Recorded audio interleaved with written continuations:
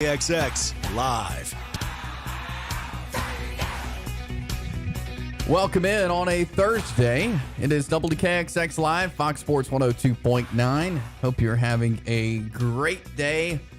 Chase Robinson here. Got Gerhard Mathengani along. We welcome in your phone calls at 256-413-1029. That is 256-413-1029. That will get you in to be a part of the show this afternoon. Got a lot to get to today. We're going to talk some basketball coming up at 2:30 with Bart Heitch, former Mississippi State Bulldog. He'll join us, talk some high school and college basketball. We will have Brent Beard joining us at 3:30 to talk some college football, getting ready for the national championship game coming up Monday night. All that is ahead. I want to start with some college basketball. We previewed Auburn, Georgia yesterday. We said Auburn needed to be able to go on the road and get a win. Another struggle on offense for the Auburn Tigers, and that led to a Georgia 76-64 win over the Auburn Tigers. Yeah, this is another situation with Auburn where it's kind of two things molding into one. Number one, the fact that they still have not been able to find consistent offense. And then Georgia having some confidence. We said going into it, Georgia didn't necessarily have the best schedule, but they did have confidence because they were going into that game 10-3. They'd expected to win, and they were expecting to win all year. And I think it's a situation with Auburn where, Auburn did have a nice back end of their schedule, but they didn't necessarily have a great front end of their schedule. And they're still trying to work guys in. They're still trying to figure out, kind of who they are. Janai Broom had a double-double, 22 points and 12 rebounds on the game. Got some nice play from different players. Alan Flanagan, coach talked about him. You'll hear about that in a little bit. He had 11 points that he came coming off the bench. He's a guy, I think a lot of people expected him to have a really solid game overall, a really solid season. He just kind of got off to a slower start, but he's been able to pick it up. But 6 of 28 from the 3-point line and 12 of 69 from the floor just won't cut it in a lot of situations scoring the basketball, and especially when you give up 39 rebounds, and especially 11 offensive rebounds to the Georgia Bulldogs. I mean, this is an Auburn team that was known for their defense coming in, but Georgia really handled them, and I think a lot of it is based on what we talked about yesterday, just their confidence going into that game, and of course that game also being in Athens. Yeah, and from what I read and saw, it was a rocking Stageman Coliseum there in Athens. But a good win for Georgia, a good win for Mike White. But there are some concerns with Auburn. We've talked about it, just the fact that offensively it's hard to get something going. Georgia shot 45% from the field, 40% from the three-point line. So the Auburn defense able to do some, but not enough. And for a team that's struggling offensively, you would hope that the defense can kind of step up and come up big for you. Yeah, and especially against the guards, and that's where that really killed him. Terry Roberts has been great all year long, 15 points. That's what he came in averaging, but yesterday dropped 26 points in a really efficient day, 8 of 16 from the floor, 9 of 12 from the free throw line. He also had 3 steals in the game and a pair of assists, and so he was a real force a real force from the outside as far as their guard play. And then Cario Aquindo, he came in with 17 points, chipped in with 17 points on the day as well, 6 of 10 from the floor, and 3 3-pointers as well. So the two guards, a situation where Auburn has had a hard time with guards. They have a better time when they play, at least team basketball, whether it's zone or man. However, one-on-one situations, they've been able to teams have been able to take advantage of Auburn. And yesterday both guards did, combining for over 40. Yeah, Bruce Pearl spoke after the game, just kind of laid out what happened, what went wrong. Yeah, and a lot of it is due to what I just talked about. A lot of that guard play where you just heard from Aquindo and Roberts chipping in with those 40 points. But then also from a team perspective, some of the things they didn't do well, both offensively and defensively. Well, they outplayed us. The guards are really good. I think that Roberts makes a huge difference for them. Our challenge has been when we've gone up against really good guards, elite guards, Memphis, USC. And I do think that Aquindo and Roberts are, I put them in a category. I mean, Aquindo, obviously, we know what he can do. Roberts is playing great right now, and his size was a factor in there. We did a great job on the big kid, Bridges on the inside. We won that battle at 5. And so Janai did another good job, doing a good job defensively, but we needed to win more one-on-one battles. So Jalen Williams needed to win his matchup. We can't win if Jalen Williams goes 1 for 9. We just can't. Didn't get off to a very good start, which you have to do on the road in order to win, and they did, which gave them obviously some confidence. And so we got to get better point guard play. Bruce Pearl there, following the loss last night. Even in the loss, though, I know Bruce Pearl can be pleased with some individual guys. You mentioned John I. Broome with the double-double. Just some guys improving through the season. Alan Flanagan's a guy that I think a lot of people had high hopes for, and not necessarily that those hopes have been crushed. He just hasn't lived up to the complete expectations of everybody, and he's getting into the fold. And silver lining from a loss is, do you have individuals that are playing a little bit better? Flanagan is one of those guys. Broome is one of those guys. Moore also had a good game as well. But then Coach also talked about some of the ways that they'll need to get better as the season moves along. But he did highlight and gave a little pat on the back to Alan Flanagan, who had a pretty good week coming in, and then a good game with those 11 points. I mean, it was good to see Al.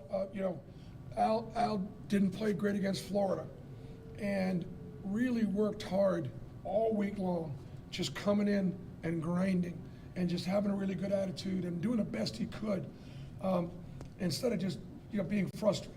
And it's interesting. God's got a way of blessing that good behavior. I just told him, I said, Al, even if you didn't play well tonight, you had a great week of preparation, and I could see Al working really hard to do the right things, do the little things, and it translated pretty quickly. So that may be something we can build on. I thought Chris Moore played well. Again tonight, and obviously Janai had the double-double, but rather than 9 for 17, I think he should be 13 for 17. I mean, look at the shots that he made. He missed a couple. He had a couple. It was good to see him knock down a couple threes. We can build on that a little bit. He shot the ball. We made one in Washington. He's made some in practice. I thought it could be a stretch 5. Hadn't shown any ability in the fall or summer, but he has recently, and so that could help us a little bit offensively. Bruce Pearl there on Alan Flanagan, John I. Broome, their individual performances last night. Now Auburn turns their attention to Arkansas coming to Auburn Saturday. That's tough coming off of a loss and then coming into the gym with one of the best top 15 teams in the country. Yeah, there's no crying over spilt milk here, because you do have another tough challenge coming up this week. This is the reason why we talked about the importance of this game yesterday, because you want to build some momentum and some confidence. The Florida game in the opener really did some confidence. It really did build some confidence for the Auburn Tigers, but they really needed to add on to that with the win yesterday. And they didn't get it done. But once again, this is a league where you cannot sulk over your losses, because there's another challenge coming right up. Yeah. Usually a midweek game and a weekend game. Midweek and weekend, you normally get a practice, maybe a walkthrough between those two games. You can't get exponentially better shooting the basketball or rebounding, but your effort, your hustle, and your smarts and your awareness and intelligence can get better, and the Auburn Tigers will definitely have to utilize all of those before Saturday. They will, and so that game coming up Saturday night there, Auburn and Arkansas. Some news out of Texas in college basketball. The Longhorns have fired head coach Chris Beard. Now, he was in the news a lot early December as he was arrested and faces a felony domestic family violence charge. And that stems from a incident that happened on December the 12th involving his fiance. He had 5 years left on his 7-year guaranteed contract, but because of the felony charge, they have fired him with cause. And so they will owe him nothing.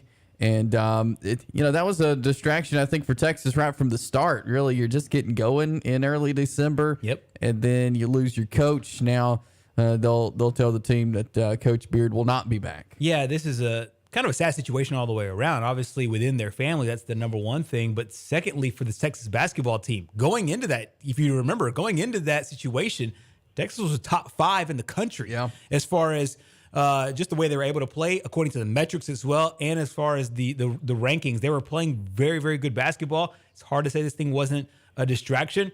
And the good thing for Texas is that they don't have to pay him. So it's kind of a good written situation to this guy. And it obviously, hopefully, whatever's gone on with his family, that can be resolved. And now he fights a legal battle. And whenever you hear the F word, you hear the felony, you start thinking, this is getting pretty serious. So Chris Beard was a good college basketball story, coached at Texas Tech, and then all the rivalry and whatnot. And this has turned into a tragedy, but it's a situation that shows you just how quickly things can change because of one incident, and we'll see what his fate lies. Now it's in the hands of the legal system.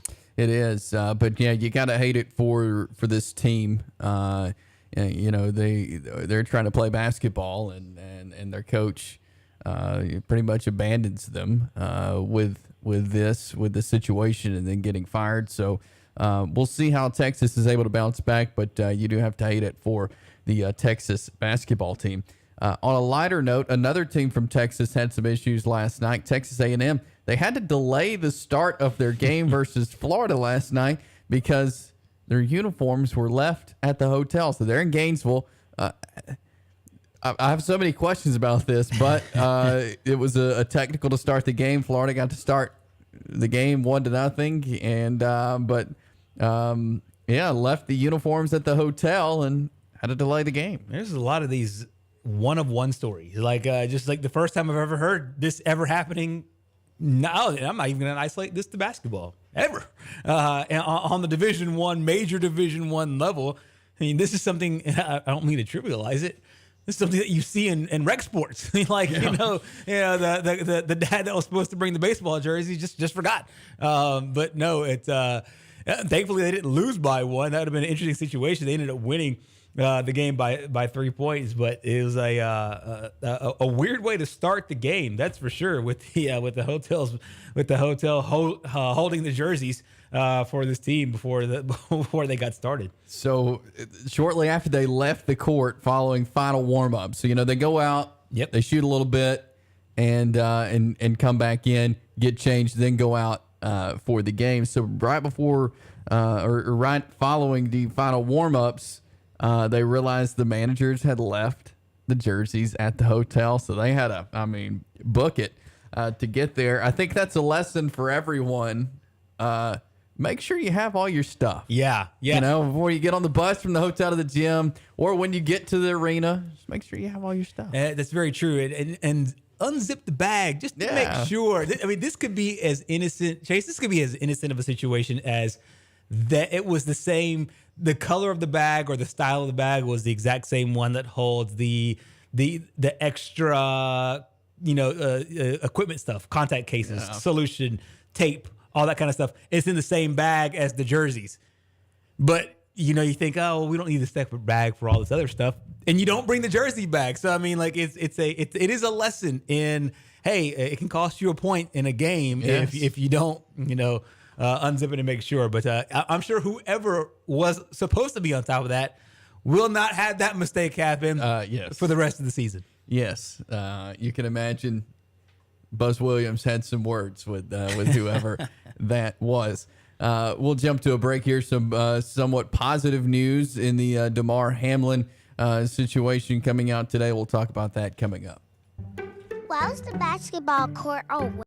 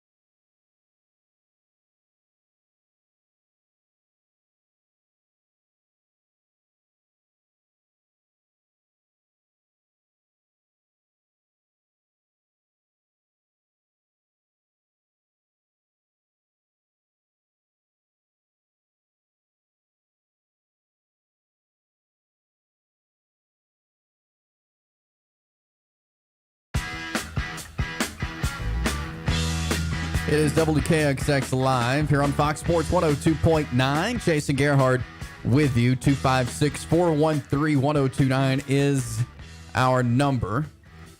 As it's been a hard week in the NFL just since Monday night as Damar Hamlin went down in the Bills-Bengals game there in Cincinnati. But positive news, though. He is still in the hospital, and they're going to keep him there and continue to monitor him. But as reports from the family have come out, he is awake. He's able to hold the hand of a family member, which is positive. He's not able to communicate, with words, but he did write down to the doctor asking who won the game on Monday night. Little does he know what all has really transpired since that moment he went down. Yeah,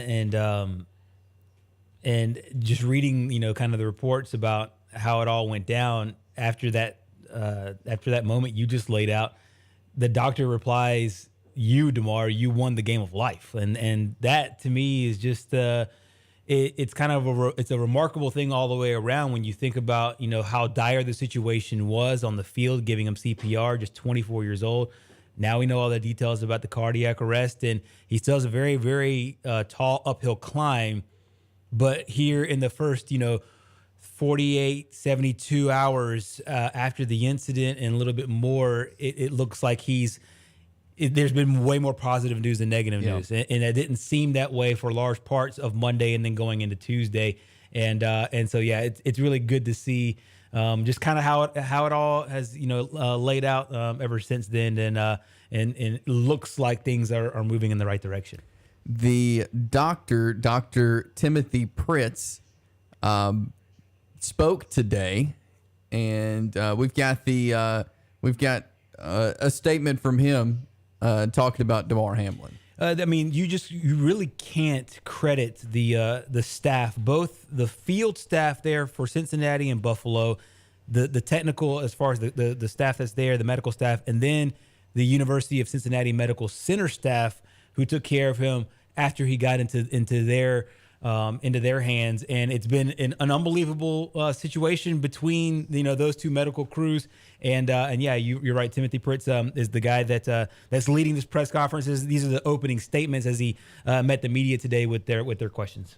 Good afternoon, everybody, and greetings from the University of Cincinnati Medical Center. It's our privilege today to meet with you.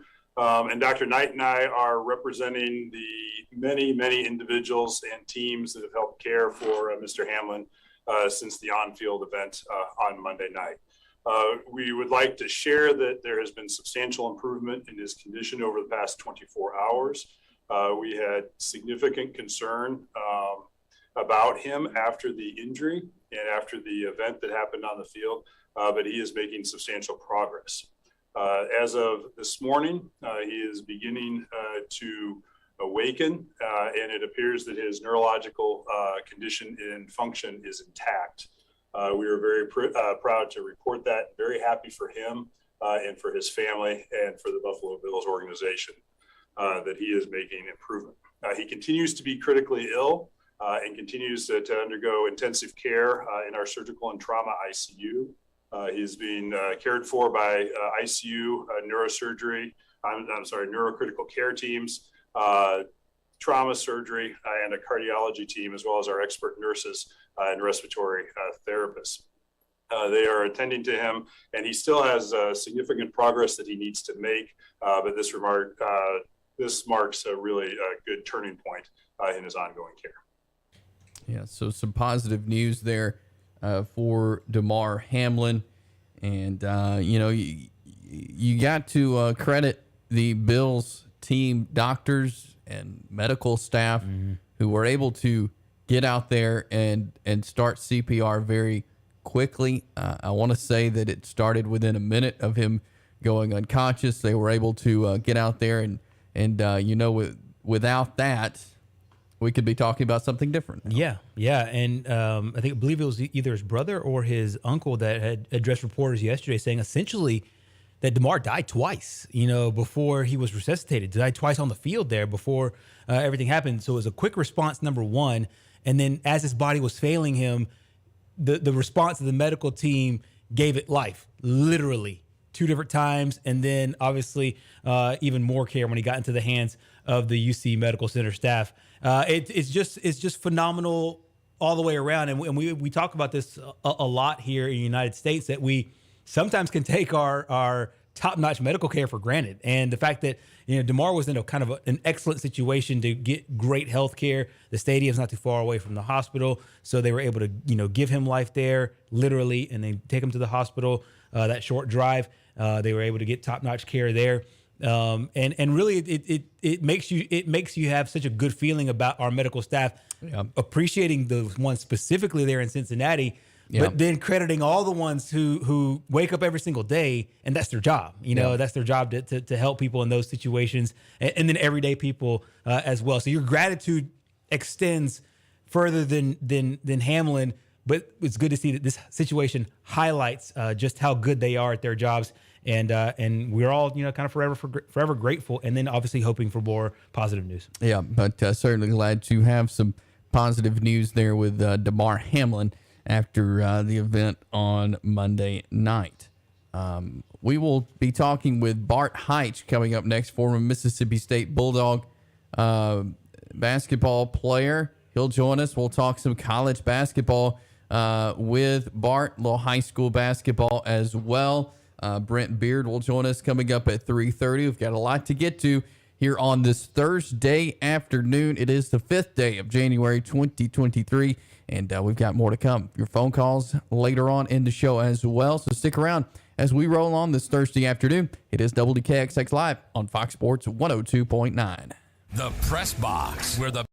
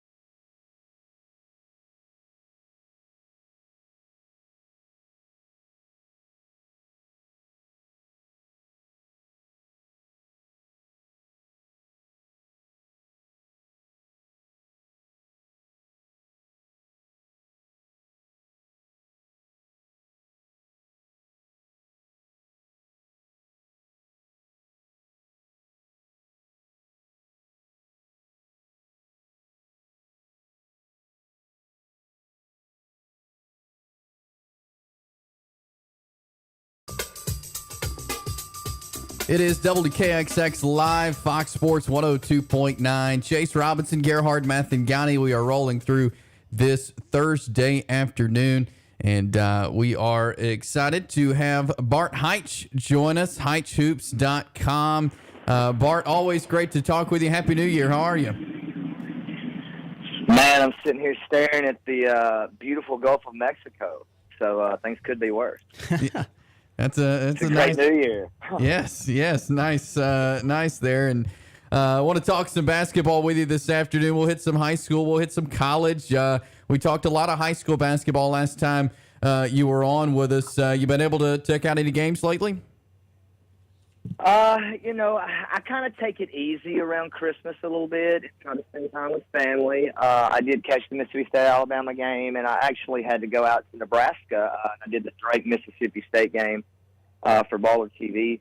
But, yeah, I'm getting back in the swing of it. That's actually why I'm down south. I've lived down here. I lived down here for about 2 years. Now I'm kind of all over the place. But I do a south run to where I go check out a lot of teams and just kind of see different classes and kind of do my own scouting. Gerhard knows, man, when you don't see these teams a lot, and you just have to see them one time, it just makes things so much easier at the state tournament when you go watch the teams play. But I actually did catch Good Hope and Cold Springs, number 1 versus number 1, 2A, 4A girls this week. And Good Hope was very impressive, man. They may be I can't believe I'm saying this with Deschler anywhere near it, but I think they may be my favorite to win the 4A right now, man. I was impressed. So it's ramping up, though, guys, and that's I did catch some Northwest Alabama basketball. I saw that Marion County boys team. They're going to be a contender as well over the holidays. But right now is when it's really ramping up, and I'll start going to some games. Yeah, no doubt about it. Staying on the high school level, there's a guy that most people might up here in the northern part of the state of Alabama might not know, but LeBaron Philon from Baker has been unbelievable. And for those who haven't seen him, what kind of player is he? What does he bring? And I don't think he's made his college decision yet, but are you hearing where he might end up going? I'll tell you what he is. He is a bucket getter, my friend. I mean, that guy. I watched the Haleyville game. A lot of people know I'm close to the Haleyville program. When they came up from Mobile and played in the Huntsville Times, and he can just score. But it's the way he scores. He makes contested jump shots, and obviously the athleticism will get better. That's going to be guarding him, but from 15 to about 23 to 24 feet, man, he just makes shots and makes contested shots. He finishes around the rim. But he's just one of those offensive guys that can score at all 3 levels, and he doesn't need long to get his shot off. And he's got a little fade to it, especially when he's about 15 feet. It makes it really difficult to block. I can't remember, Cam Woods was one of those bucket getters you'll remember, Gerhard, that we covered. Yep. That was you just really couldn't guard him. This kid's higher level than that when it comes to his shot making, and everybody knows how much I love Cam Woods. I think he's a fit for Auburn. That's just me. I think he's that type of guard, like a Harper, a little bit bigger than Harper. And Auburn doesn't really have that guy right now, and you're starting to see that a little bit. Definitely started to show up last night when those guards started getting guarded by longer people. Mm-hmm. But if you haven't seen this kid and you're down on the coast, I expect them to come out of the 7A and get to Birmingham just because of him. People need to go watch him. He's special. Interesting stuff there. Bart Heitch joining us, talking some hoops. I want to jump up to college because you just brought up Auburn. I was going to ask you about them. What do you see the issues with Auburn being right now? Well, being a little guard that played in the SEC for 4 years, it's just tough, man. I remember I asked Chris Jans when he got the job at Mississippi State on a podcast. The differences in playing against conferences, because he had played against all the conferences, SEC, Big Ten, ACC, and he talked about the uniqueness of the athleticism on the perimeter defensively in the SEC. Look at your teams with those smaller guards like a Mississippi State. You're just getting gobbled up physical. I think is what's happening to Auburn. And people figured out a little bit in the last couple of years. But if you don't foul those Auburn guards when they're getting downhill, after Harper and after Bryce Brown, it's been very difficult for those guys to go finish in the league. And they don't shoot it great. And that's something that two things for Auburn. Well, actually three things. The rim protection last year was just astounding, and people just didn't realize how good it was with Kessler and Jabari. They don't have that. They just don't have knockdown shooters collectively. They can get streaky and make a couple of shots, especially at home, but they're not shooting the basketball great. And they don't have that guy they can throw it to just go get a bucket. That makes a big difference when you've got a Brandon Miller, or Jabari Smith. And Auburn just doesn't have that. So this is going to have to be it's close to hitting that panic button time. That was a bad loss last night, and I actually on the show yesterday in Tuscaloosa, I thought that game would be close because there's no easy wins in the league on the road, guys, especially when you can't dominate in the backcourt. Yeah, no doubt about it. On the other side of the state, it seems like something completely opposite is going on. Alabama seems deep, seems athletic, seems that they can win multiple different ways. Brandon Miller has jumped out on the scene as an unbelievable player.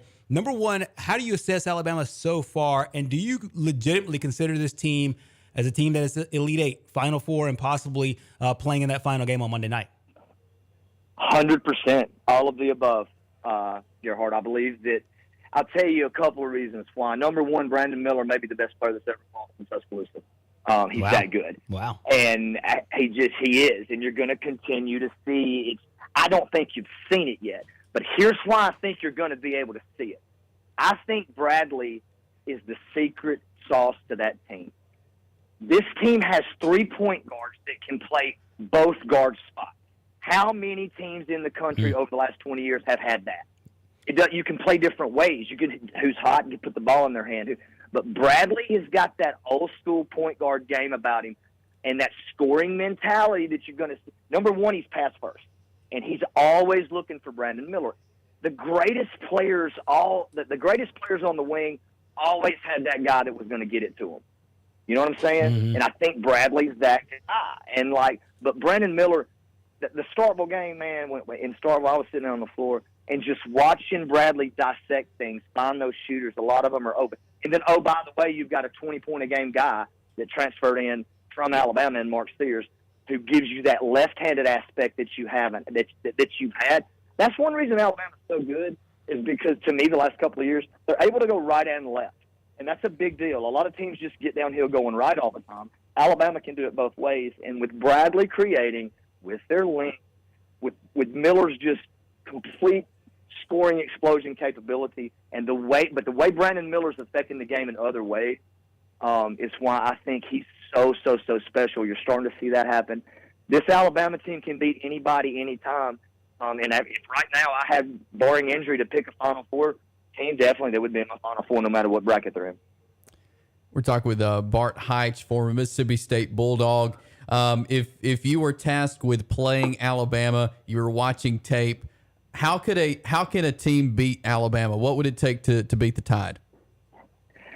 People think I'm crazy when I always say this against teams that shoot it really, really well collectively. I would zone them.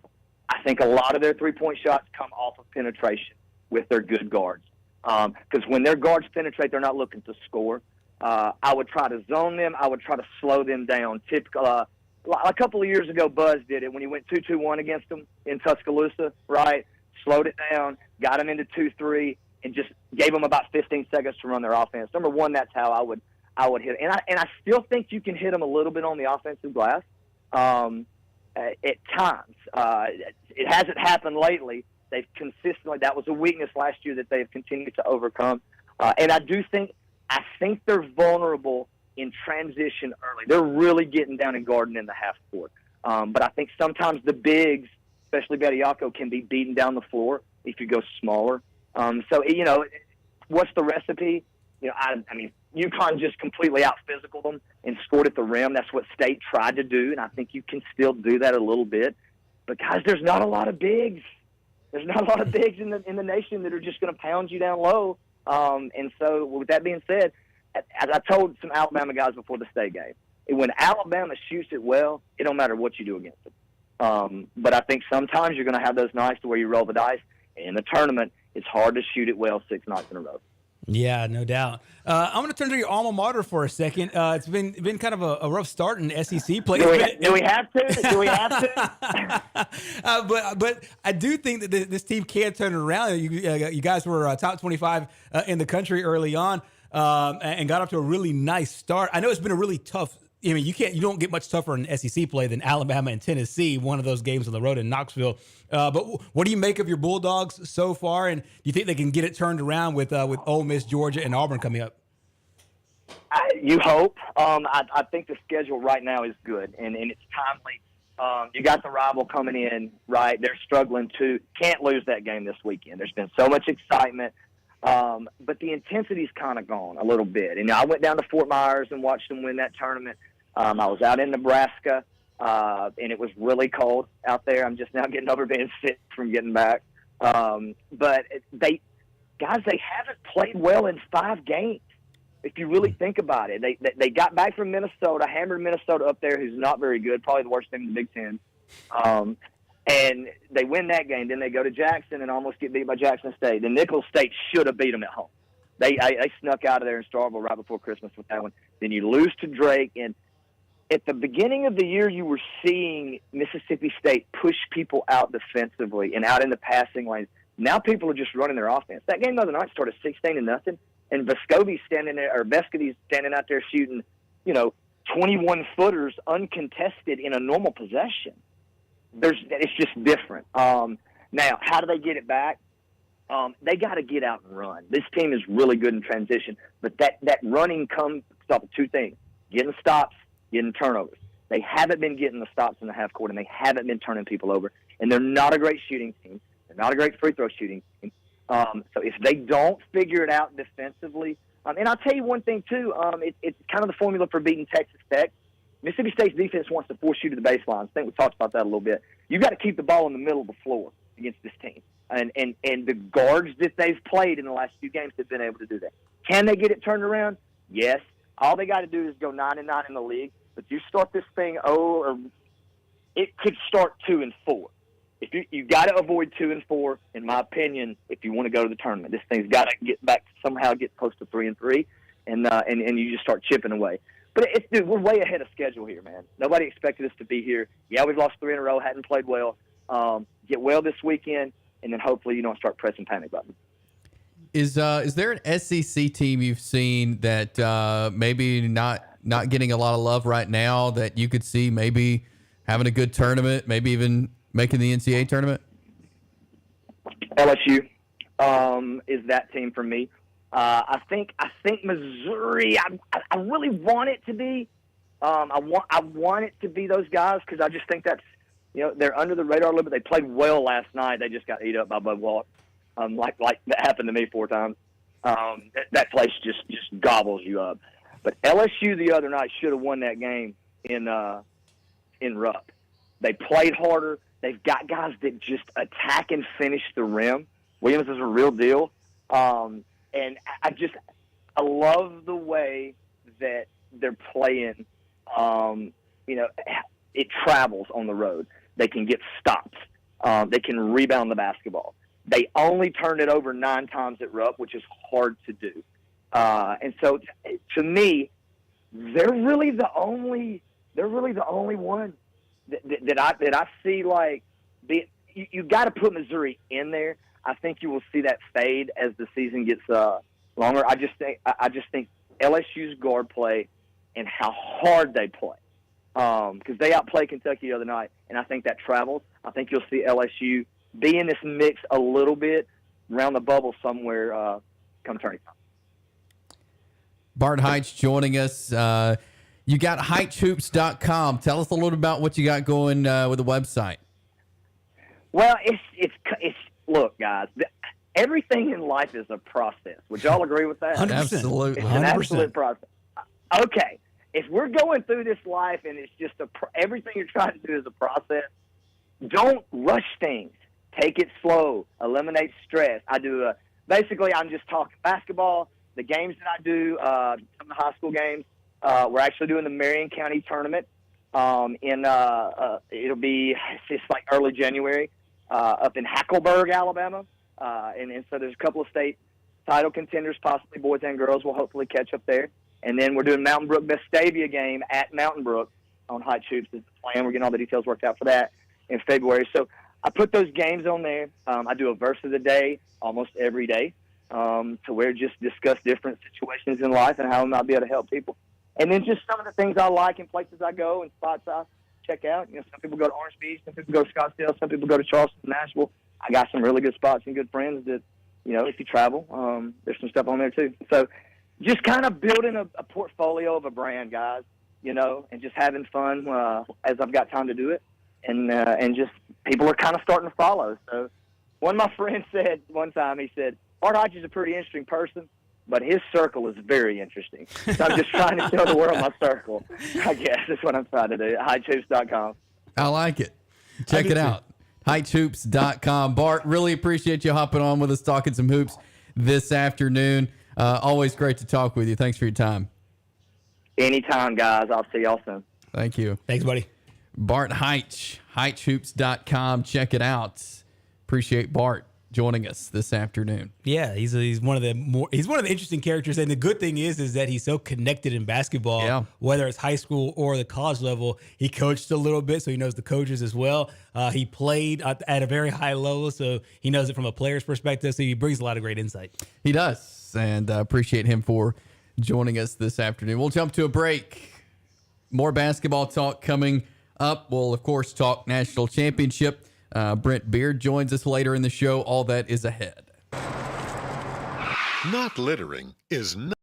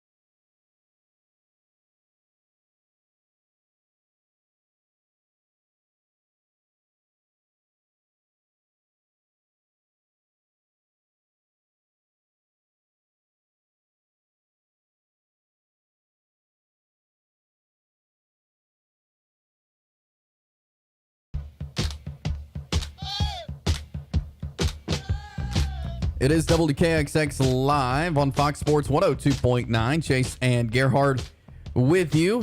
And we were just talking some basketball. Bart Heitch joined us.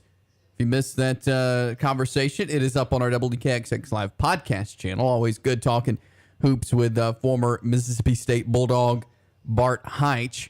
But this time of the year, you start getting to some of these county tournaments, and I feel like they do them all the same week. Calhoun, Etowah, Marshall.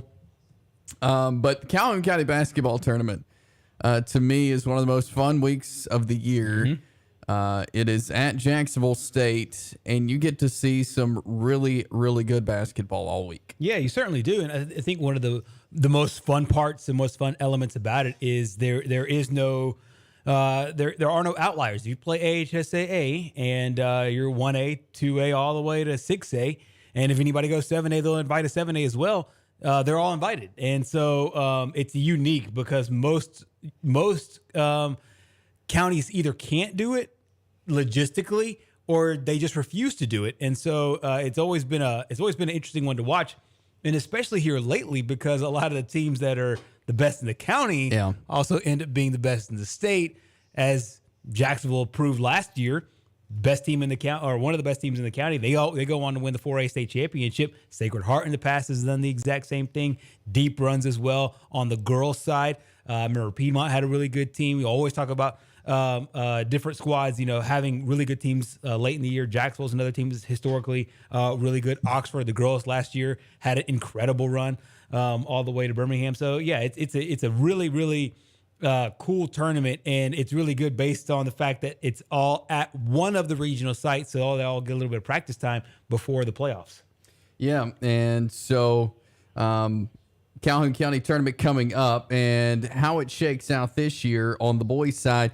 No surprise, the Jacksonville Golden Eagles were number one, and on the girls' side, the Oxford Lady Yellow Jackets, who played for a state championship. In the girls' side, they lost. Jacksonville, of course, up at the top of Class 4A and boys, but these are two really good teams who are representing each side for number one. Yeah, this was hands down. These are going to be the top two seeds here because Jacksonville, obviously coming off of last year's state championship, had John Broome as one of the best players in the state coming back, a really solid group around him. One of the elements about Jacksonville last year was the fact that a lot of people were coming back. I know Big Cade was the guy that wasn't coming back, but they had the core of their team doing that. And for the Oxford girls, the exact same situation. They lost to a Titan, probably the best team right now outside of Hoover, Hazel Green last year in the state championship game, but they reloaded as well. And so we knew who the top two seeds were.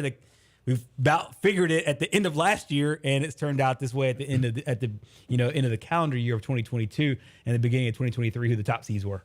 Yep, and so that is coming up beginning next Friday there at Pete Matthews Coliseum at Jacksonville State. The Calhoun County Basketball Tournament, the Etowah County Basketball Tournament will be in a couple of weeks as well. The Marshall County Tournament, you'll hear the Marshall County Tournament over on our sister station, Power 107.5. And so lots of good high school basketball happening across Northeast Alabama. We'll jump to a break here. Hour number 2 is next. We'll talk some college football on the other side. Brent Beard will join us at 3:30. We'll take your phone calls. All of that is next here on WKXX Live. Fox Sports 102.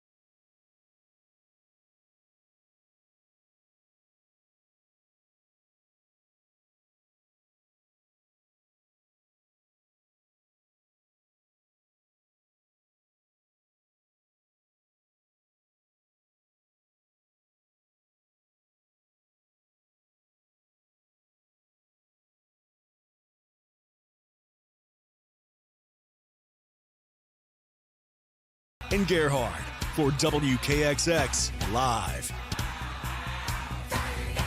Hour number 2 on a Thursday. Chase and Gerhard with you. 256-413-1029 is our phone number. That is 256-413-1029.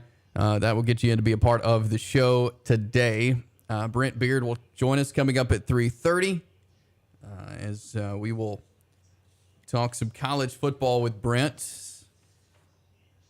We'll hit some college basketball this hour, NFL talk, but we're 4 days away from the national championship game. Monday night, SoFi Stadium down in L.A. If you're planning on going to the game and tailgating, well, you probably shouldn't go. Yeah, they killed that dream for any tailgaters from the Dallas-Fort Worth area or from Athens, Georgia, and it's kind of a bummer. Haven't really got a lot of clarification as to why that's not a thing, but there are a lot of party spots in LA, and if you're an Uber driver there, you might make some money. Some people are maybe going out to hang out in Pasadena or maybe some of the other areas outside of LA, and then heading over to the stadium. But yeah, interesting decision there by, don't know who made that. I don't know if the city of Los Angeles made that or somebody else did. Decision to not have one of the college football traditions be a part of the 2023 national championship.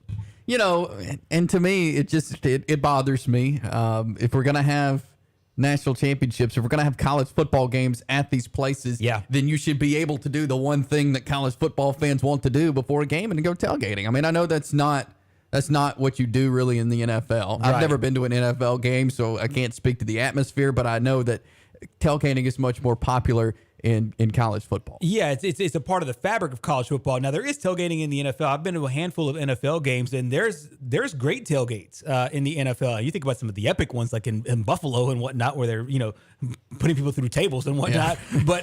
But the ones that are in college football, it's a fabric of the sport because you would, for the most part, especially in rabid college towns, most of the people who are down there for the game aren't there to be in the stadium. They're there for the environment. They're there for the atmosphere. And especially when the game goes to a destination spot like Los Angeles, you have a lot of people who don't have tickets to the game. They just want to go down there and see their teams play and their teams duke it out. So I'm a little bothered by that as well. If I'm a fan of the University of Georgia and I want to go out there and it's like, hey, trip to LA in January, doesn't sound like a bad idea. Let's spend a couple days out there. One of the things you want to do is tailgate if you don't have a ticket to the game, and that part has been ripped away from people. Yeah, yep. So if you're planning on going to tailgate, don't do it. They will have a concert outside the stadium pregame, though.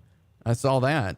They're calling it a tailgate. Right. But, Kelsey Ballerini, the country singer, as well as somebody else, are performing outside of SoFi Stadium. Yeah, and they always have a little bit of a concert or some kind of musical performance outside of these big things. Usually both things can, happen at the same time. Yeah. I just basically went and Googled, how, because they all play at SoFi, right? The Rams play at SoFi. Yeah. The Chargers play at SoFi. There is Hollywood Park that sits right next to SoFi Stadium. So maybe they were able to tailgate out there. Yeah. Hopefully. It's adjacent. It's a bit of a longer walk to the stadium, but maybe they'll be able to do it there. That's apparently where the Rams tailgate, the main VIP, the official Rams tailgate is outside at Hollywood Park. So I don't know if they're maybe just clearing the stadium parking lot to make sure they have room for the concert you were talking about. But no real digestible reason was given for no tailgating on the property. But at least bordering the property, there's an area that says, hey, you can come party here. Yeah. So hey, maybe there's a solution for you. There is a football game, Georgia TCU. I want to bring up a story I read. ESPN.com put this out earlier. We talked a lot about Samford this year, the run they made. But Chris Hatcher, head coach at Samford, has a really cool tie to Sonny Dykes and to Kirby Smart. His tie to Sonny Dykes, they actually roomed together. They coached for 3 years with Hal Mumme at Kentucky. They were on staff, Sonny Dykes and Chris Hatcher. Mike Leach was also a part of that group there with Hal Mumme, but Dykes and Hatcher actually roomed together for 3 years. And then Hatcher actually got the job at Valdosta State. Mm-hmm. So In a span of 5 years, he rooms with Sonny Dykes for 3 years. He goes down to Valdosta State. He hires Will Muschamp. And Muschamp, they're looking for a secondaries coach. And Muschamp says, I got this guy that I think you should hire. Muschamp was making $31,000 to be on staff. They had $8,000 left to hunt down a secondary coach. And Kirby Smart was the hire that Chris Hatcher made. So within the span of 5 years, he roomed with Sonny Dykes for 3 years and hired for $8,000 Kirby Smart to be a secondaries coach at Valdosta State. You talk about a gold mine. I mean, you tapped into an excellent gold mine there where, you don't know it at the time, obviously, because he's a guy getting his feet wet, but he ends up being one of the greatest current college football coaches. And then he goes from making $8,000 to making about a little over $8,000. And I don't know what he'll make if he wins another national championship with his bonus incentives, but a great find there. Just let you know that the number one, the coaching fraternity is really tight, and we always talk about how large it is, but also how close it is. And so I know Coach Chris Hatcher is proud of both, is his former roommate and his former assistant coach. And then Chris Hatcher also himself had a really good year this year with the Sanford Bulldogs. And I'm pretty sure they all try to keep in touch, especially during the offseason and whatnot. But a pretty cool story all the way around. It is. And, of course, Max Duggan, the quarterback for TCU, Stetson Bennett, the quarterback for Georgia.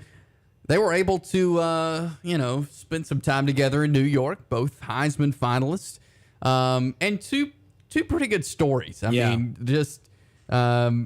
we love a good story in college football, as Stetson Bennett was that last year.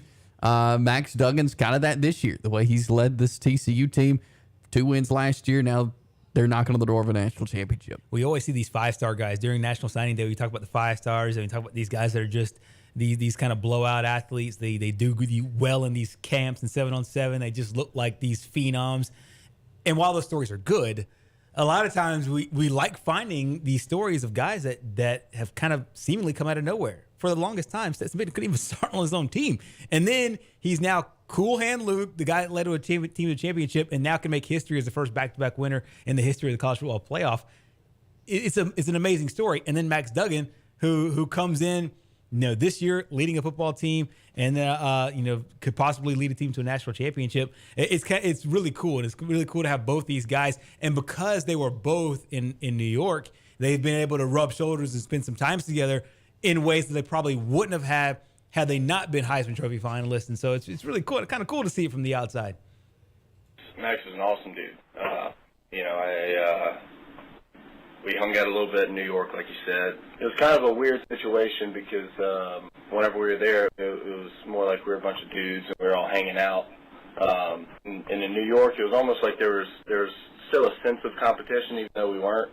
Because I guess we were all trying to, win. Not that we could do anything up there, but he's an A+ dude. He works hard.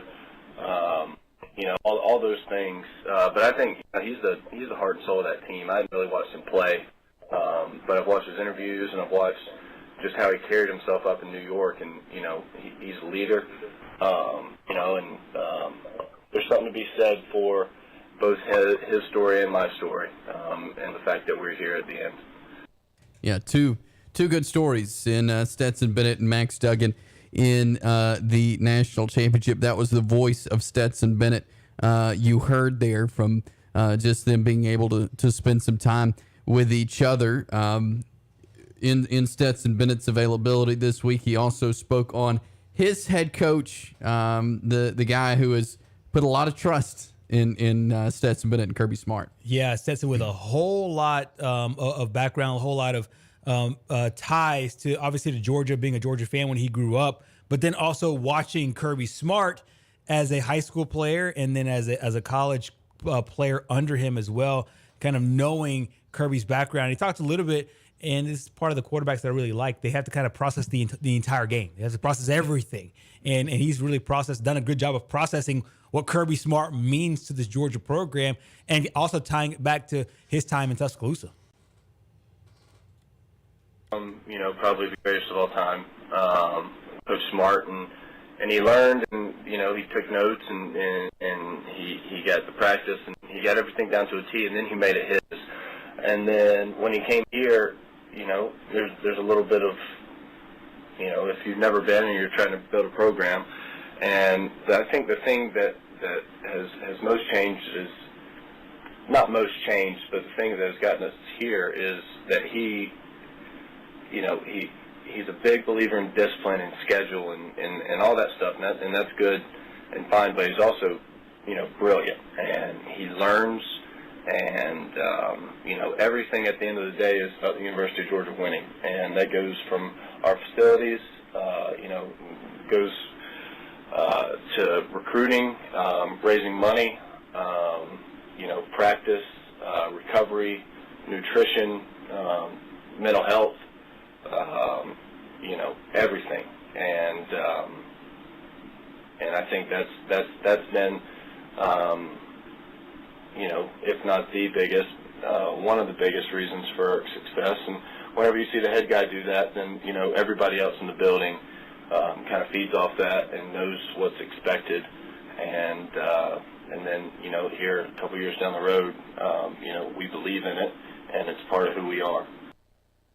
Stetson Bennett, Georgia quarterback there, talking about his head coach in Kirby Smart and what he's brought from his previous stop and Alabama into this Georgia program. And here Georgia is, chance to do something no one else has done in the college football playoff era, and that is go back-to-back.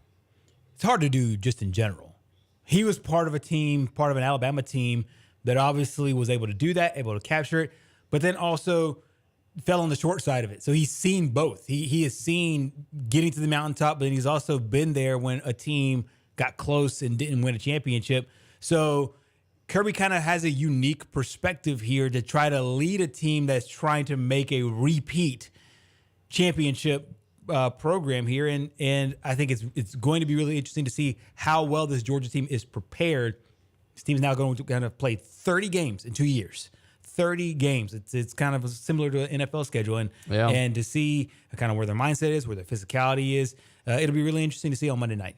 It will be. I'm excited for the national championship game for the college football playoff coming up on Monday night there in. And I'm glad. I believe they've moved the time up. They used to get this thing going about 8 o'clock, but they have definitely moved the time up this year. I can't remember if it's 6:30, maybe 7. I think it's 7 this year. 7, yeah. So we moved and check that. Yeah, moved it up an hour for those of us who have to get up in the morning. The next morning, it's rough. They used to try to do that because they were trying to take care of the people out in the West, which is surprising. The game is out West. Yeah, that'll be what if it's a 7 o'clock here, it's a 5 o'clock there. I mean, I'm glad, hey, out there on the West Coast, you know what? You get 70-degree days in January and December. If you need to, cut out of work a little bit early to watch that championship game, do so. Because those of us here in Central and Eastern time, we got to get to bed because we got work in the morning. That's right. And most of the country lives out this way anyway. So, you enjoy your warm weather and early kickoff times. I'm glad, though, that even though they're trying to still accommodate, and I get it, trying to accommodate all four time zones, is they're bumping up a little bit earlier for all of us here on the East Coast. Yeah, and I'm glad they are. So that is coming up Monday night. We'll talk some college basketball coming up next. Jacksonville State men and women in action tonight. We'll talk about it coming up.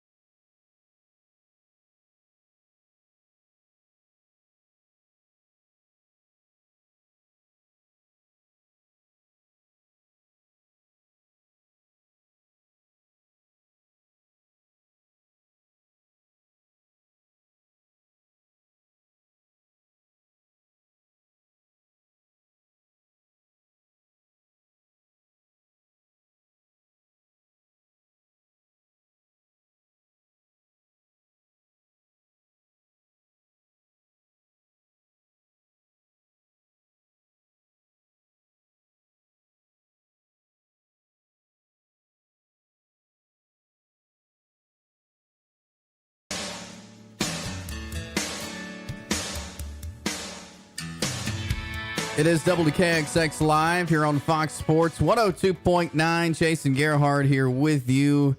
Jacksonville State in action tonight. You'll hear the men. 6 p.m. tip tonight as the Gamecocks are up in Lynchburg, Virginia, taking on the Liberty Flames. Boy, this is a good Liberty team. Darius McGee averaging 22 points a game, leads the ASUN. Jacksonville State, we'll just be honest, not too hot offensively so far this year. This could be a tough one. Coming off a loss at Jacksonville Monday, you got Bellarmine on Saturday. You got this really tough road game sandwiched in between those. This is a tough one for the Gamecocks. Yeah, this is the team that is picked to win the conference championship. Jacksonville State, obviously, the heavy underdog going into this, matchup.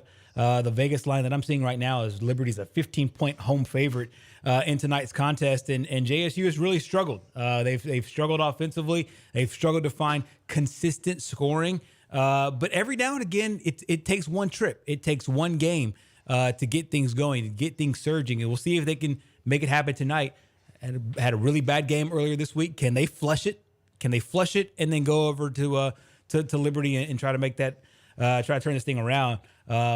We'll see. We've seen stranger things in the world of sports, but as of right now, Liberty is a 2-touchdown favorite at home today against JSU. Yeah, and Liberty is, they're going to be making the jump to Conference USA with Jacksonville State. So this is not a game that you're going to leave behind in the ASUN as well, because they're going to be going with you. Nope. These guys will be brothers in both sports, and I made a joking reference to football, but they're a good football school as well. So these should be really interesting matchups in both sports as both teams move forward, kind of locked in at the hip here with the move to Conference USA. And so we'll see how JSU gets it done tonight, if they can get it done tonight, and we'll see if they can actually make it happen. 0-2 in conference play. Meanwhile, Liberty is 2-0 at last check in the Ken Palm. Liberty is a top 67 team in the country, depending on kind of where you look with the analytics. But as far as Ken Palm goes, the overall adjusted metrics, people are saying right now. I mean, the analytics are saying right now they are a borderline team that would make the NCAA tournament as an at-large right now, because obviously you'd have teams that go in as automatic qualifiers. And so this is a really, really good basketball team, and JSU will have their hands full, that's for sure.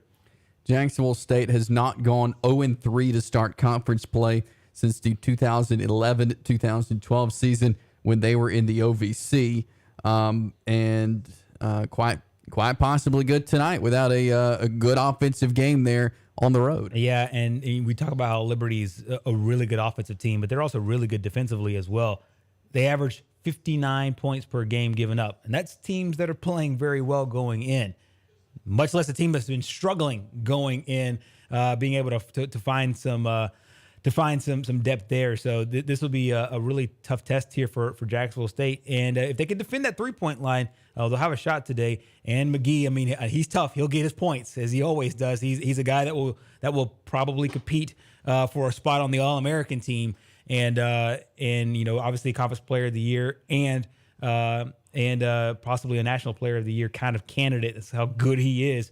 We'll see if the Gamecocks have enough to slow him down.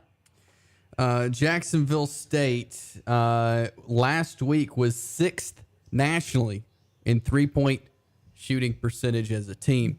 They've moved down to 14th now at 39%.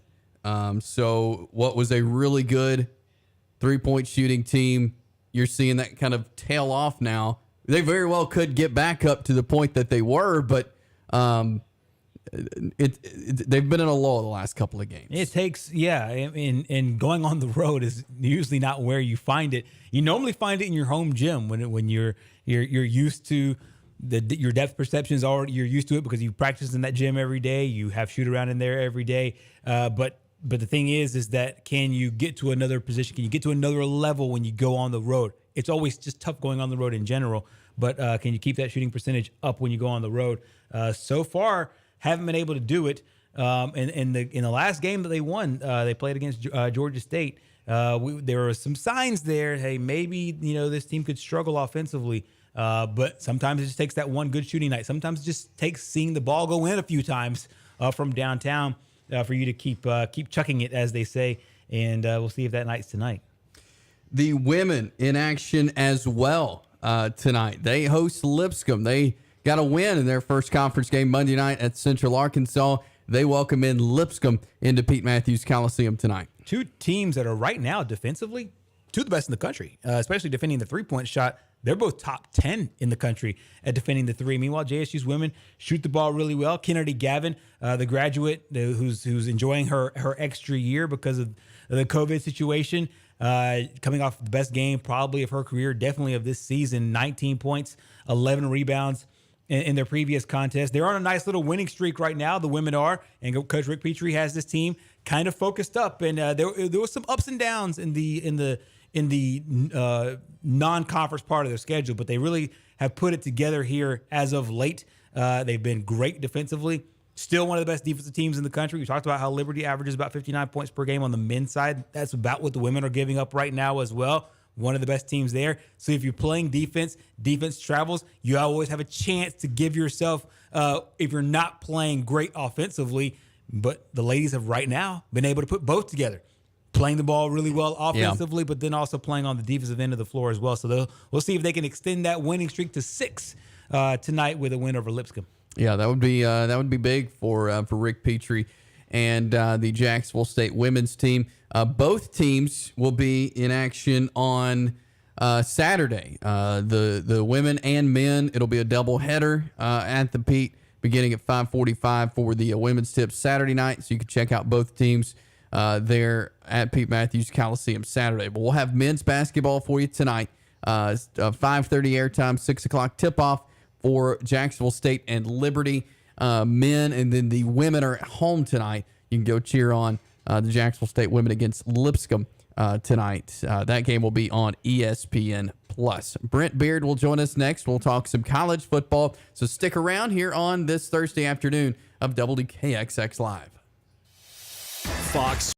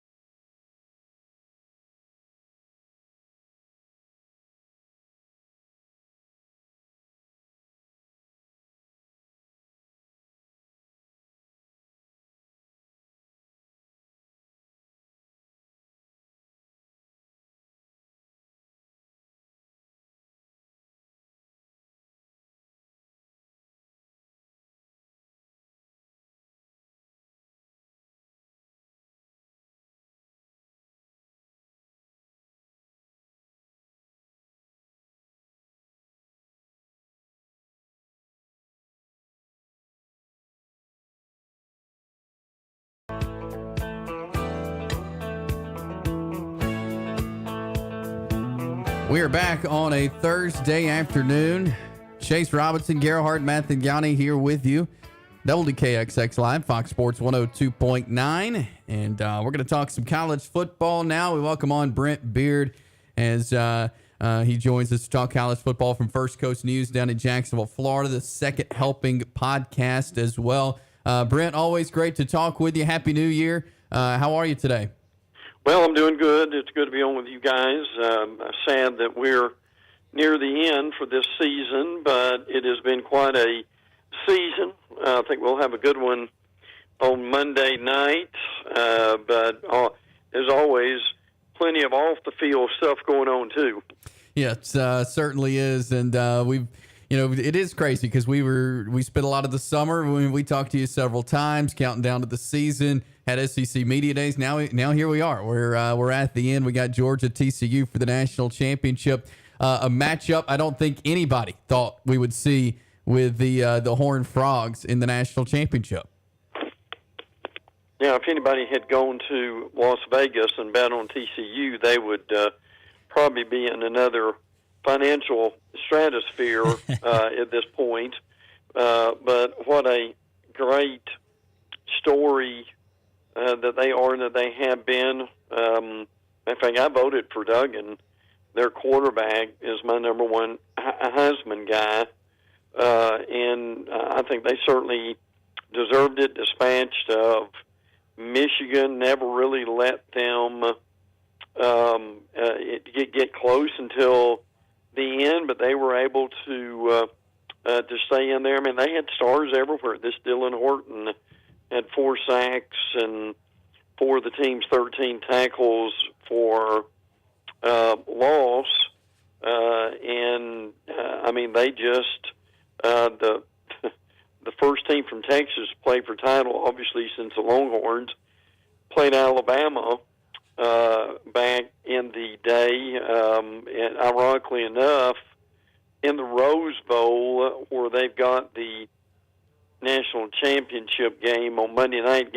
Guys, they really need to end this, and I believe they are, because we have a slow track back to basically Miami. I think we've got Houston, that, if I'm right, next year, and then it slowly gets back to Miami. I think we've got it in Atlanta one year, but I mean, it's just one of those things that, and the people out there really don't care about college football, which is a real shame. And I think Georgia probably wins a game. I think they're the most consistent team. They've got more depth, but at this point, they cannot take TCU for granted, or they're going to be in trouble. Yeah, I was going to have you expound on that. The fact that C.J. Stroud, the Ohio State Buckeyes, were able to find some success against Georgia, and honestly probably played a little bit better than the Bulldogs for the majority of that game. Do you see any chance that Max Duggan and that offense can have maybe not similar success, 40-plus points, but be able to give Georgia a run for their money, even though the Dogs are the big favorite coming in? Yeah, I think that's possible. This Quentin Johnston, their wide receiver, had 6 catches for 163 yards against Michigan, and was very impressive. Now, TCU also uses this 3-3-5 defense, which you don't see all the time, and they really gave Michigan's offensive line a lot of trouble. The offensive line that won the Joe Moore Award. So TCU had 4 sacks, 13 tackles for loss, which is quite impressive at any time. That's going to be a really nice matchup between Keely Ringo and Quentin Johnson, the quarterback for Georgia, and the wide receiver. But guys, the thing that's really concerning for Georgia, giving up 850 yards passing and 71 points in the last 2 games to Ohio State and also to LSU in the SEC championship game. So, I mean, if you got that going on, yes, that there is a real chance that Duggan and those wide receivers are going to be able to play and I think play well in this game too. They may just get away from them, frankly. But the big thing to watch is for TCU is Kendra Miller, the running back, going to play. He was banged up a little bit. Now, Mari DiMercado came in and ran for 150 yards, which is good on any given day. But the Miller injury will be really one to watch. We're talking college football with Brent Beard. Just looking back over the bowl season, which SEC team do you think benefited the most from their bowl game as far as getting ready for the off season, for spring, and for the 23 season? Well, the reality is there are more than one with that in it, Chase. I mean, Tennessee played extremely well.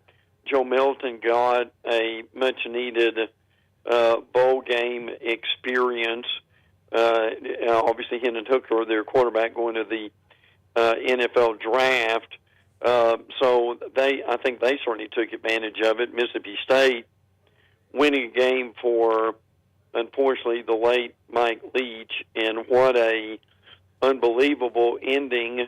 Marcus Banks, the former Alabama defensive back, and a scoop and score, and then they get into a brawl. I thought that was about as Mike Leach a thing as you could get. And then LSU looked extremely good, with both Jaden Daniels and Garrett Nussmeier playing well at quarterback. And then obviously you've got Malik Neighbors and Aaron Anderson coming from Alabama. Is going to be with them next year. Tell you what, guys, that season opener between LSU and Florida State and Orlando will be a must-watch game during that time. And I would throw Alabama in this mix. I think they played extremely well after they kind of woke up, frankly. Bryce Young did some Bryce Young things. Brian Branch, really, when you look at it on the season, I thought Brian Branch was probably their best defensive player of the year. Now, I know when I get the accolades for Will Anderson, but guys, just to be honest about this, I mean, Will didn't even have an assist in the bowl game. I mean, that's just inexplicable to me. But Bama really showed that if they could have put that together against either Tennessee or LSU, we'd probably still be talking about them right now. Yeah, for sure. And I thought that too with Will Anderson and the fact that there was probably some game planning to maybe take him out of the football game. Elsewhere in the SEC, Tennessee seemed to be a really interesting storyline. End of the year, Hendon Hooker was phenomenal. They were the number one team in the first college football playoff committee ranking. Obviously, some injuries took a toll on their team. Ended off with a nice win against Clemson. What do you make of Tennessee as they springboard into next year? Can they be that team that is now in a chance to be in the college football playoff and win a national championship? Do you see the run happening, or is this a flash in the pan? I think it may be more consistent than that. Josh Heupel's got a good plan. 11 wins, most since 2001. Now, I don't think they're back yet. It's going to take them some time for that to happen. And they've got to be able to do it on the defensive side of the ball. Aaron Beasley in the bowl game, their linebacker had 12 tackles, 10 solos, 2 sacks, and 4 tackles for loss. That's quite a game. Almost as good as Brian Branch did in the Alabama bowl game. Now, Walker Merrill, their wide receivers, entered the transfer portal. And one of their offensive tackles, R.J. Perry, has done the same.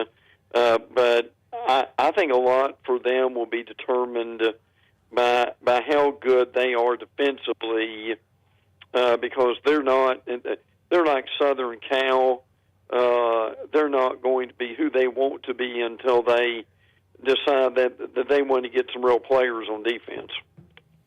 Brent Beard joining us talking college football this afternoon. News came out yesterday. Texas A&M has a new offensive coordinator and Bobby Petrino back in the SEC. What are your thoughts on Jimbo's move there to bring in Petrino to call plays now for the Aggies? Well, it could either be brilliant or it could be one of the dumbest things that we've seen in the SEC in a while. And we really don't know which one it's going to be. Now, they've also got DJ Durkin down there as their DC. So, I mean, that's a pretty decent coaching staff. Now, the thing that you can say about Petrino is, unlike bringing in a young coach that's green as grass, Petrino will get in Fisher's face and basically tell him at some point, okay, you hired me for this, and let me do what I need to do. I was greatly amused at that little tag on the on ESPN's ticker that, but Jimbo Fisher will still be heavily involved with the offense. Well, duh, on that one. So, but I mean, they think they've got their quarterback in Connor Weekman, even though they've lost a lot of guys, basically the most transfers of anybody. Florida's involved, they're pretty close to that too. So, I mean, I think people have snickered about this and laughed out loud about it, and I get that. But boy, oh boy, if they could, if Jimbo could step back and actually let Petrino do this, if it really worked, it could be quite effective. Yeah, for sure. Speaking of coaches, I kind of want to go back to the national championship game for a second and fast forward a little bit. Let's just say Georgia is hoisting that national championship. Kirby Smart goes from that one championship to the two, and he joins guys like Dabo Swinney and Pete Carroll, Bobby Bowden, Tom Osborne. Where would you put? I know his legacy still. We're talking about the story as it's being written, but where would you put his legacy and what his potential could be if he does win a second national championship and the first to go back-to-back in the college football playoff era? Well, I think at this point his potential is unlimited because of the players they're able to bring in. He's finally shaken off the moniker that he can't win the big game now, and they wouldn't be ready to fire him if they lost. But it would be a bit of a setback. But yeah, the two in a row right now for anyone is extremely hard to do, and they're going to be really good next year. They obviously will not have Stetson Bennett, which about 2 or 3 years ago, people saying that would have been laughed at if you're not going to have Stetson Bennett. But amazing thing about them too is they basically got two starters back from last year's defense, and they still lead the nation, or at least they're in the top 10 in several categories. They're still the best team in the nation against the run. And then you've got some others that they're up there too. One of the amazing things that they did, they've allowed 9 sacks on the year. 9. The only Power 5 program since 2009 to play 14 games with single-digit sacks. Now, Boise State, Tulsa, and Air Force have done the same thing, but they probably ran the ball more than anything else. But if they have 0 sacks against TCU, first time ever to allow single-digit sacks in 15 games, boy, doesn't that tell you something about that offensive line and what they've been able to do and how important that has been for them. I know that's something that Alabama and Nick Saban would get back to. But again, and you'll hear some of this, well, he's replaced Nick Saban. Well, the truth of the matter is he hasn't. Let him win a half a dozen of them, and we'll talk. But that's yet to happen, and I can assure you, Nick Saban's still got a lot to say about who's going to win the national championship the next 3 to 5 years. Yep, you are right about that. Brent Beard joining us. You can catch him on the Second Helping podcast, wherever you find podcasts. Also, First Coast News down in Jacksonville, Florida. Brent, as always, really appreciate you hopping on with us, and always great to talk with you. Enjoy it, guys. Take care.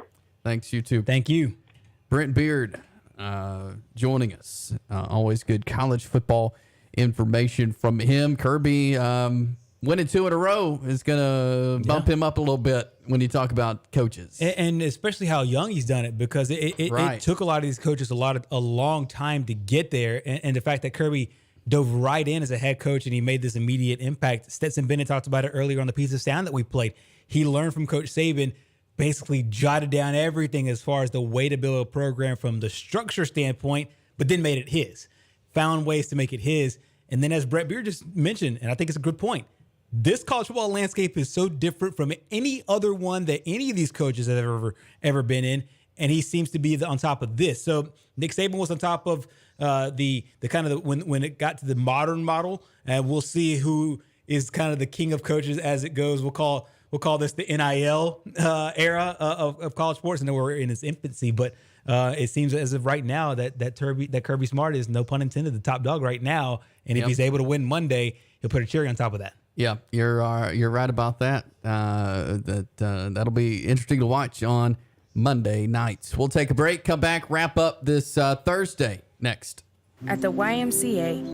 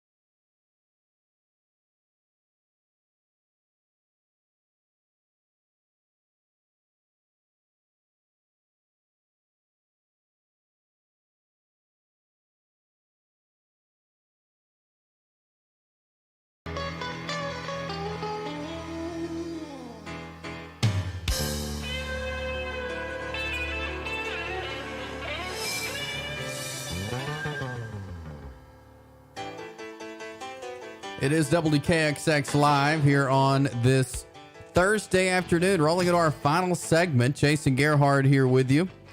Jim Harbaugh has come out with a statement today. His name is being linked to several NFL jobs.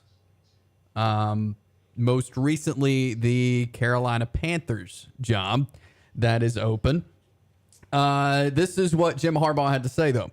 I'm aware of the rumors and speculation over the past few days. College and NFL teams have great interest in all of our personnel, from players to coaches to staff, and I truly believe that is a testament to the strength of our University of Michigan football program. As I stated in December, while no one knows what the future holds, I expect I will be enthusiastically coaching Michigan in 2023. I've spoken with President Santaono and Athletic Director Ward Manuel and appreciate their support of me and our program. Our Michigan as Wolverines continues, and we are preparing for the 2023 season with great passion and enthusiasm. And our legendary coach, Bo Schemblacher, said, those who stay will be champions. So he doesn't know what the future holds, but he will enthusiastically be coaching Michigan in 2023, and they will prepare for the season with passion and enthusiasm. He is a very enthusiastic person while writing this statement. While writing the statement, yeah, he's very enthusiastic. And if a PR team, I'd have said this to you off the air, if a PR team wrote that entire statement, the only words that I expected him to write were the words enthusiasm. Chase has a whole bunch of blah, blah, blah, blah, nothing. I expect to be the head coach at Michigan next year. Well, okay, if I have a flight to go watch, I don't know, Georgia play in the national championship game on Monday, but somebody gives me an offer for, I don't know, $15 million for my ticket. Well, yeah, I expect to be in the game on Monday, but if somebody gives me an offer for $15 million for my ticket, I'm not going to be at that game on Monday. Yeah. Or vice versa. It's just one of these weird situations. It's just a nonsense statement. Yeah. What you expect to happen, what happens, it's all fully under your control. So I'm okay with it, and I'm okay with him, flirting with NFL teams. He did this exact same thing last year. What this is, he doesn't want negative press as it relates to college football recruiting. Recruiting is the lifeblood of college football. He doesn't want any of his guys. I know that we've already had the first NIL or first National Letter of Intent Day. We'll have another one in February, just in case there's might be some guys waffling on whether they're going there or somewhere else. He's trying to save face for that, and it's okay, but it's nonsense. I mean, those are empty words. You expect it, and what happens in the next 6 months? If somebody comes to you with a great deal, yeah, okay, it's great. Yeah, you're right. I could see him, and I think he will be coaching in the NFL next year. I do not think he'll be on the sideline in Michigan. But like you said, I guess he's got to say that. I don't know if he has to, but he did to save face there. But I fully expect him to be coaching in the NFL. He tried last year. He, on signing day of all days, went and interviewed for the job. What was it, the Vikings? Yeah, the Vikings job on signing day. Yeah, and gave everybody the day off. Hey, take the day off. I'm going to go on a job interview. But he, I think it could be real this time. He's made 2 trips to the playoffs in college. Hasn't got to the championship. He has beat his rival twice.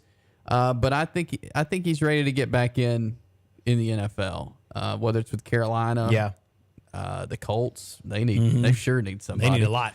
And so I think with all the jobs that are open, Jim Harbaugh will be in one of those. Yeah, and the fact that he was so close in the NFL, people talk about, he was a good coach. No, he was a great coach in the NFL. Got to a Super Bowl, lost to his brother. The other 2 times he was in the playoffs, he lost to the eventual Super Bowl champion as well. So he was a really, really good coach on the professional level. I think that he thinks that's the Moby Dick. That's the one he wants there at the end is that Super Bowl. I think I don't say he's topped out at Michigan because he's 8 quarters away from a championship. Yeah. But at the same time, I do think that he wants to scratch that itch of the NFL and trying to win a championship at that level where the playing field is a lot more stable there. So it kind of depends on where he goes. There's some interesting openings. Broncos interesting, Colts interesting, Panthers interesting.